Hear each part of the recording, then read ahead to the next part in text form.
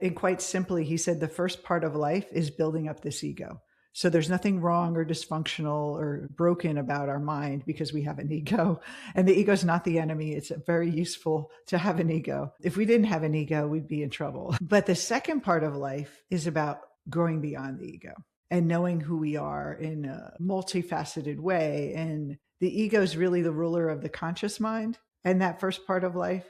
But there's this whole unconscious world, not only our personal experiences that are unconscious and parts of ourselves, our shadow that we need to face, complexes we talked about, but the collective unconscious, there's this really well of resources and power and energy that is there to help us and live beyond the ego and really direct our life in powerful ways. But if we're afraid to let go of that ego, we just can't get there.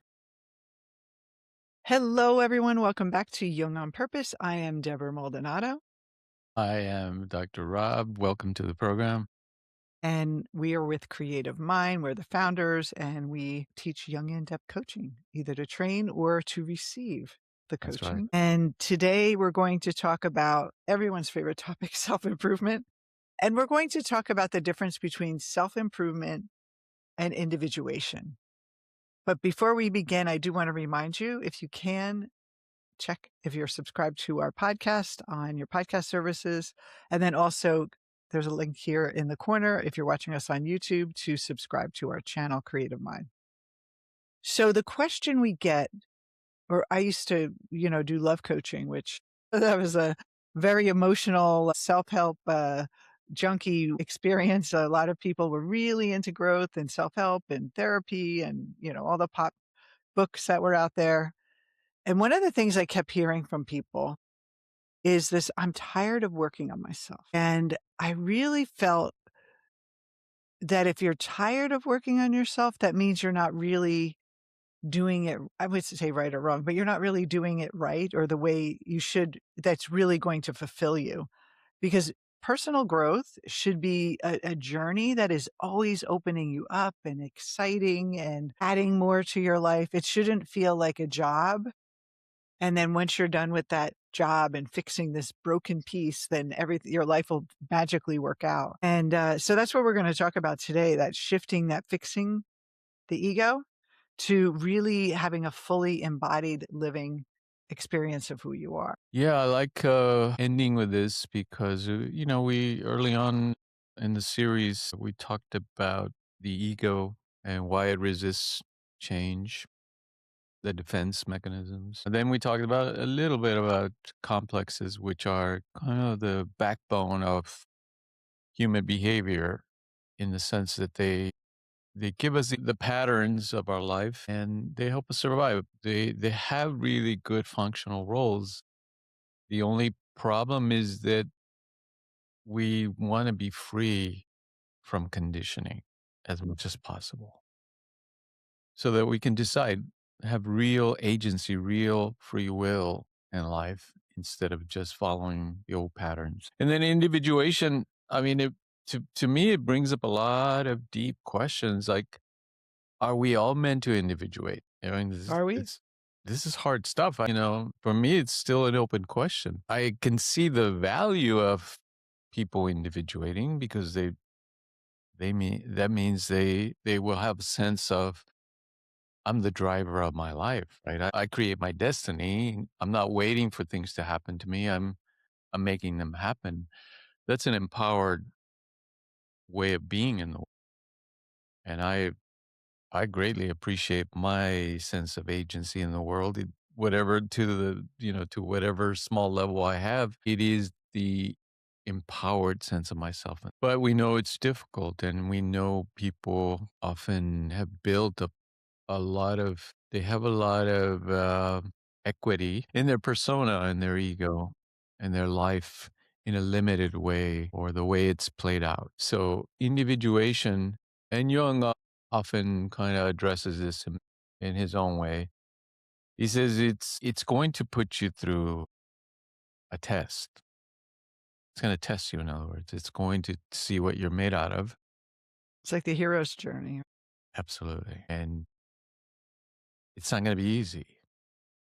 He says, I'm paraphrasing, but But it's like, if you think about, I remember when I first started learning about personal growth, and I just wanted it to be easy. I wanted it to just tell me, let me have an insight, let me get my life back on track. And you don't want to use personal growth just to get stuff. And I think that's the thing is that if I just work on myself, then I'll get the goodies. And that's a trap the ego loves to stay in. And generally, I mean, our society is all about cheap, easy, fast. And if it's cheap, easy, and fast, yes, that's why some of these like magical techniques seem to become very popular, and then they fade around because everyone's looking for that secret thing that's not going to make me go through too much to survive. And when we say it's hard, it's not hard in a way that heavy catharsis. It's more hard because we're really facing a lot of resistance from our ego. And there's individuation is not about becoming a better persona, becoming better in your life, but it's about becoming whole. And wholeness always comes at a cost to something the ego does not want to give up. And so the battle is not, I have to face all these dark feelings and go in my past and dig up the skeletons in my closet. No, the biggest, challenge we have is realizing that we're not the ego, because the ego is what causes all our suffering, and but the ego has such a tight grip on us, and we relied on it so much, and it's our comfort zone, that is the challenge. So when we say it's hard, it's like taking away our training wheels when we had our bike.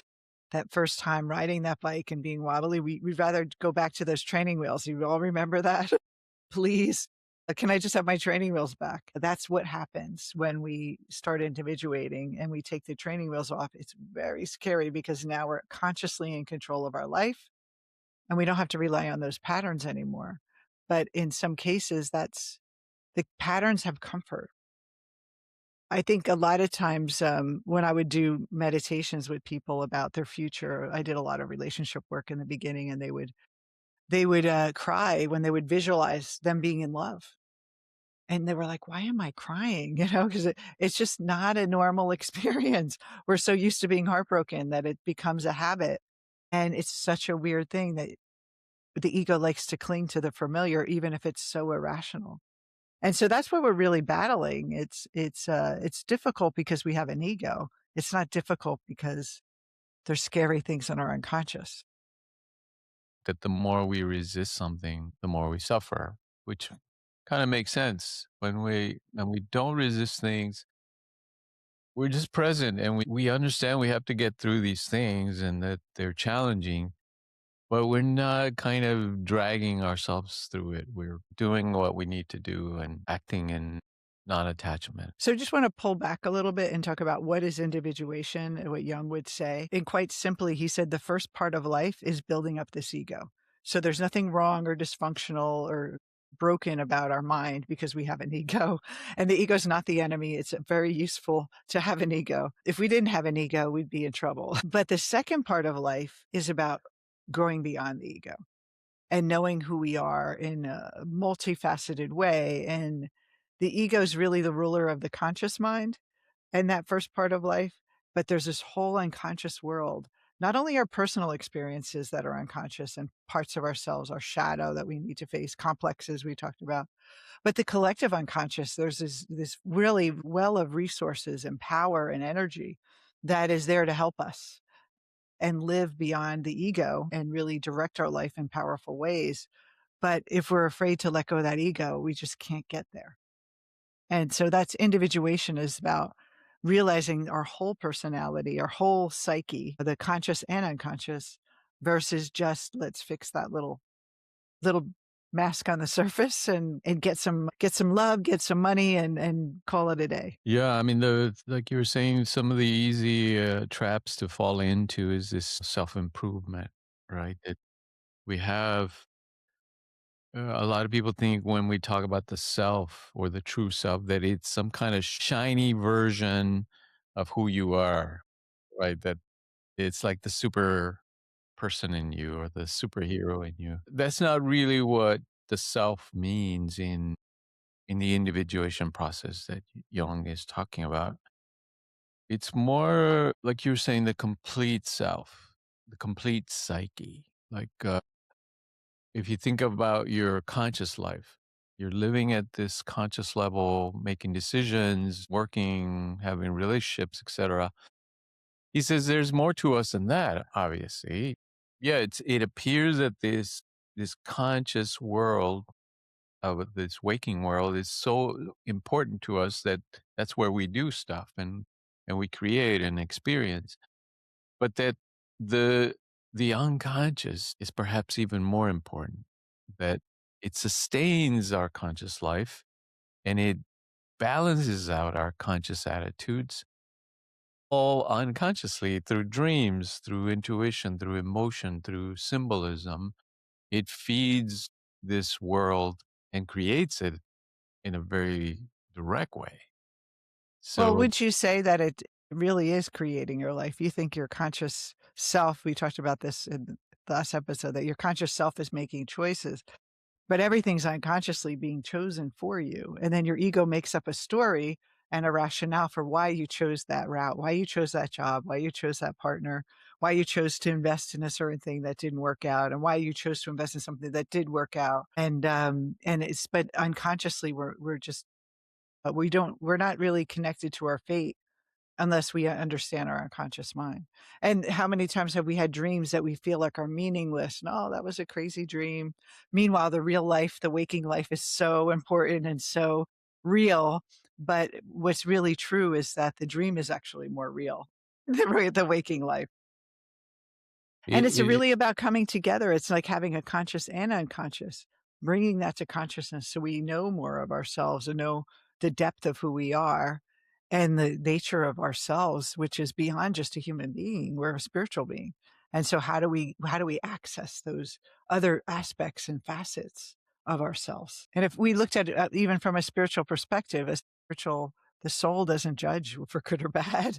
The soul is like there just to experience. It's pure consciousness. It's pure bliss. It's not trying to improve itself. yeah. That was certainly Jung's criticism of modern society was that we had kind of painted ourselves into a corner by saying, the material universe, the way it appears to us, is the ultimate reality, and everything else is fantasy or just wishful thinking, perhaps, or mythology and religion and all that stuff. The idea in materialism and scientism is that the physical material universe is the place to be and where things really happen. And he says that that's a let's say it's given us a lot in terms of material success and material culture, but you see that it leaves people empty because real meaning comes through symbols, through mythologies, through stories, through a kind of our emotional connection to things and what they mean for us.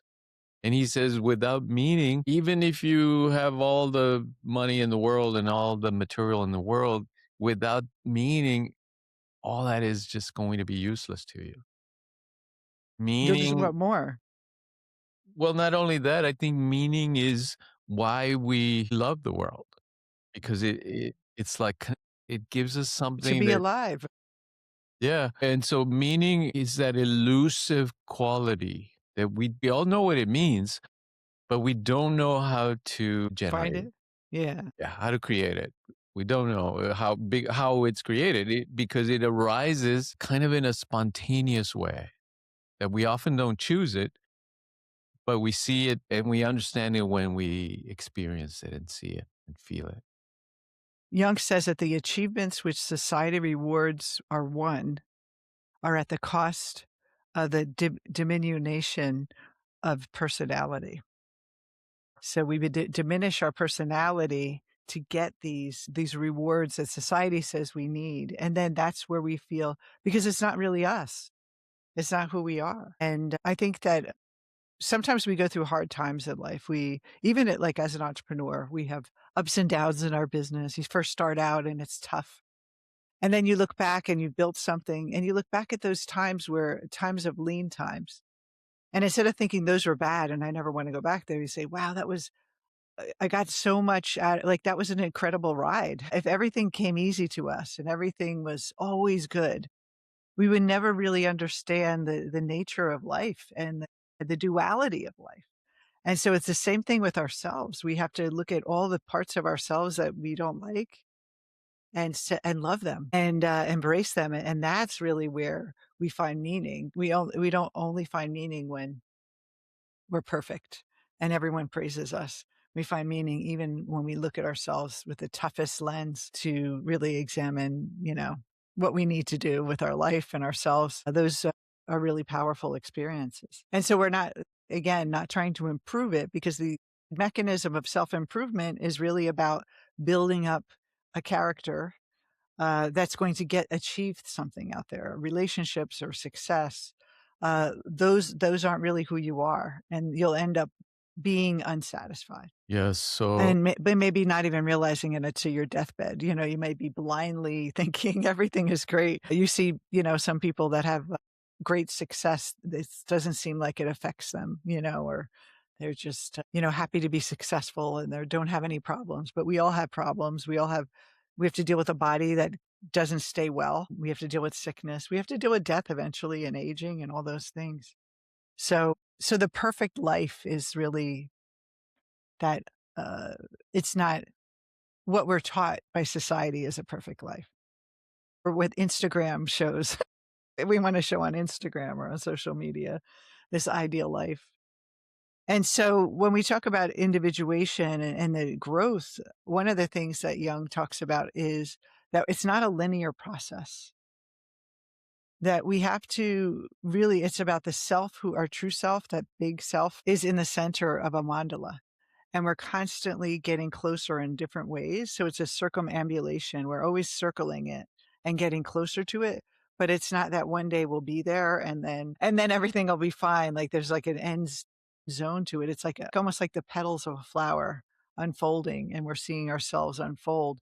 And so this is the way if you stop fixing yourself, then personal growth becomes interesting and inviting, and you're moving toward the things that maybe you used to run away from that are actually gold. And it becomes boring when you're not getting triggered. When you're getting triggered, you start to get excited because you know there's a transformation or you're hitting a challenge. It's approaching life in a very different way. absolutely. The way students often ask us is Jung talking about enlightenment when he's talking about individuation? And yes and no. In some ways, it's similar because he's talking about wholeness and transcending the ego, meaning not living in our sense of ego, our individuality, but living in the sense of connectedness, connection to everything and everyone. That's very similar to what Eastern philosophy means by enlightenment, in that there is no sense of you as an individual anymore. You're everything. You're pure consciousness in a sense.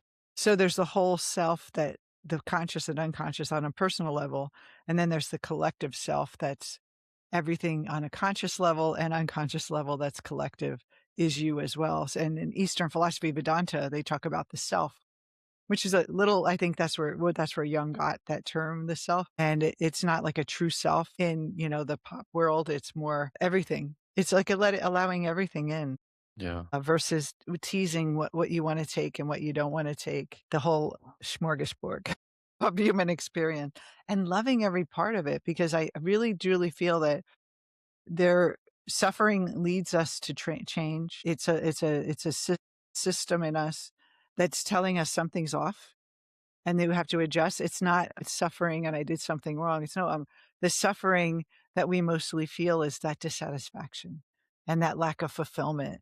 And so you listen to that and then get curious about what that means. Yeah. And the other side of the coin is that individuation, the way Jung means it, is different than enlightenment because for Jung, it's more about alignment with the self than transcendence, meaning that we're not leaving our life for the monastery. We're not Wouldn't that be nice just to go? I used to go to those not for me. Buddhist centers, and I'd be like, "Oh, it'd be so nice to leave." I was in the corporate world. I was like, "It'd be so nice to just sit in a nice, quiet little meditative place and That would drive talk me to people." crazy. Maybe for a moment. But yeah, but like out in the world is where this it's like a practical spirituality in a way. The world is is It's our spiritual. I playground. mean, that Yeah. is the great lesson, right? That it's not the world is not going to hell. If you think the world is going to hell, you're simply kind of like lending more energy to that those negative ideas. The world is a creative place. We're here to create it, and we are creating it. It's simply that we're we're doing it in an unconscious way most of the time. So the more conscious we become, then we can express, we can align with the higher principles, with higher knowledge, with the collective unconscious, as Jung says, and participate in our creation of the world instead of just seeing it as it's happening to me and I'm just waiting to see what happens. No, you act in the creation of the world through individuation. So it's a different type of enlightenment. It's one of collaboration with this cosmic consciousness, this intelligence. It's like if you had, you lived in your house with your parents your whole life and you were limited to their rules, their assumptions, the people around you from when you were younger, and basically just that was the world to you. And individuation is about uncovering, outside of the house, like what else is here. Not getting rid of the house, but expanding that sphere of awareness beyond just that personal tiny little piece and seeing a whole world out there that is vast. And what reminds me of this is there's a movie called The Room, and it was a true story, I think. And the woman was being kidnapped by this man and had a baby with him. And he was like, had her locked away in this room for years. And she had her little boy there, and so she created this whole world for him, like each corner of the room was a part of the world. And then when she finally got rescued, she was like so excited and the little boy was terrified. He was so used to that room that he didn't wanna believe there was anything outside, like, he built his mind around that limited room, and so if you think about that idea, if you watch that movie, the whole that's how our ego is. It's just, "I'm so comfortable here, I know everything," and, "No, no, no, there isn't anything else out there," because his imagination hadn't seen anything else, so what we're seeing in individuation, or we're becoming aware of other parts of ourselves, just even on a personal level of our personality we didn't know we had, and gifts and talents maybe we didn't know we had. But then we have see the spiritual power that we didn't know we had. So it's really an incredible journey. And again, it's not fixing yourself. Real change happens when we stop trying to change, when we're not working on that ego and trying to fix ourselves or seeing anything in that judgmental way, even being willing to step out into the unknown of what it would be like to just be outside of ourselves and outside of, the limited ideas we have and assumptions that drive our life, what would be possible. And that's where like rebirth happens and we get to really live our purpose. And we see this all the time with people who can never leave that corporate job. That's my steady income. I'm used to getting money from someone else. And I just show up and I get my paycheck, and you're conditioned every day to show up on Monday, even though you're not really happy because you feel like that's the only place you can get money from. And then our clients leave the corporate world and they start their coaching business and they're like, oh, I could create my own money like at that. I didn't know that was possible because we hadn't done it before. But the ego will resist and will cling to that job and cling to that way and resist change because it just hadn't had the experience of anything else. And so individuation allows us to have access to greater parts of our mind and expansive parts of our mind beyond just that ego thinking so that we can make those big changes in our life. Not to improve it, but to expand it and give us a more complicated repertoire to participate instead of playing like two notes on a piano. We're playing, a concerto in our life. I love it. That's that's what individuation is. Yeah, and it is a very spiritual process, but it's not religious. So we have people from all religions, all backgrounds. They can actually, it doesn't replace religion. If you're very into your religion, you can incorporate it into whatever your faith is. It actually makes it even stronger. So, what would be the final word, Rob, about individuation, this idea of what is possible when we do this? Yeah. I think ultimately it is a calling. Many are called, a few are chosen. And then out of the people that are called and some that are, actually want to do it, often it's the people that persist and say, yes, this is meaningful and important for me. Although it goes against all my social training, it's something I have to do. It's an inner calling, right? An inner devotion to something kind of beyond our everyday life. Wouldn't you say that it's not like you don't think, "Oh, I think I need individuation," like something happens in your life where you're like, "I need to change." And individuation is the only thing that's actually going to get you to what you want. So you find it. It finds you. You see one of our videos or you read about Jung, the red book falls into your lap. Some friend is talking about Carl Jung, or you see a Jung quote and it's like calling you. And like you said, that some people don't answer the call, and I think you have to be ready for it, and you have to want it, that you're willing to go through the resistance of the ego to make it happen. Yeah, it's meaningful to you, and therefore you're willing to do whatever it takes A commitment. to obtain it, to follow that path. Yeah, and, like, again, you can go through your life and not individuate and improve yourself and have a, good life and, but there's some of you out there listening that are, especially someone listening to a Jungian podcast, that are thinking, I want it all. Like, I wanna have more than just the ordinary life. I want an extraordinary life." And that's what this gives you, an extraordinary life. So this was a great little series. We will see you next week with a new topic, but thank you all for joining us on Young on Purpose. And we look forward to another deep topic for you. See you soon. Take care.